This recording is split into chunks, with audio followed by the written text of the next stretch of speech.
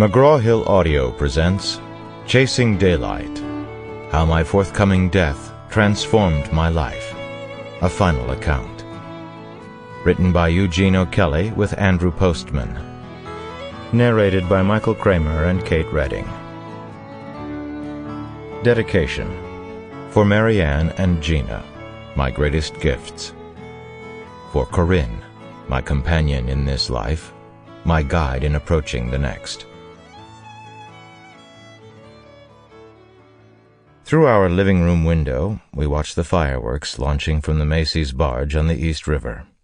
Exactly 1 year before, I'd seen them from the river itself, experiencing the fireworks of 2004 up close as a guest on the Highlander, the Forbes family yacht. At that time, I had no idea what the next year would bring, as if we ever do. It's misleading to say I watched the fireworks. On this night, July 4th, 2005, the real highlight, at least for me, was not visual.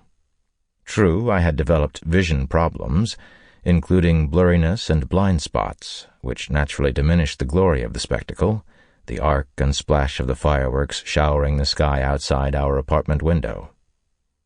But even had I been able to see more clearly, the real thrill was the sound.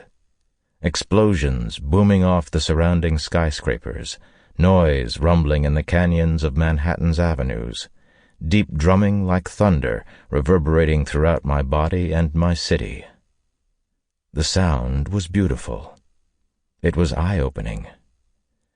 I would never have guessed the best part of fireworks could be something besides light and color. You never know how you'll be surprised. Chapter 1. A Gift.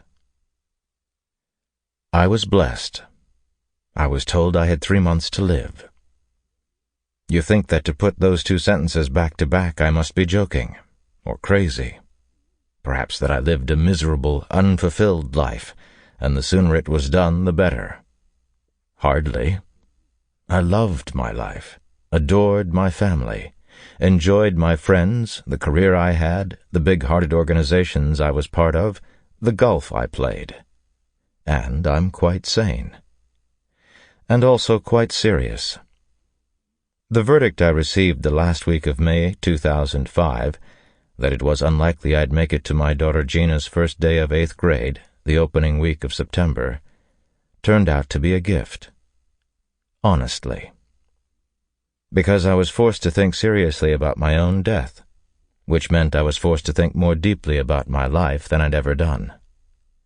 Unpleasant as it was, I forced myself to acknowledge that I was in the final stage of life, forced myself to decide how to spend my last 100 days, give or take a few weeks, forced myself to act on those decisions. In short, I asked myself to answer 2 questions. Must the end of life be the worst part, and can it be made a constructive experience, even the best part of life? No? Yes. That's how I would answer those questions, respectively. I was able to approach the end while still mentally lucid, usually, and physically fit, sort of, with my loved ones near. As I said, a blessing. Of course, almost no one thinks in detail about one's actual death. Until I had to, I didn't, not really. We feel general and profound anxiety about it. But figuring out the nuts and bolts of how to make the best of one's last days, and then how to ensure that one follows the planned course of action for the benefit of oneself and one's loved ones, are not typical habits of the dying, and most certainly not of the healthy and hearty. Some people don't think about death because it comes suddenly and prematurely. Quite a few who die this way, in a car accident, say, had not yet even begun to think of themselves as mortal. My death, on the other hand, while somewhat premature, I was 53 at the time of the verdict, could not be called sudden.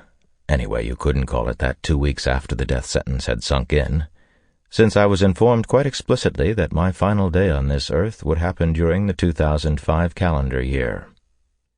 Some people don't think about how to make the most of Sample complete. Ready to continue?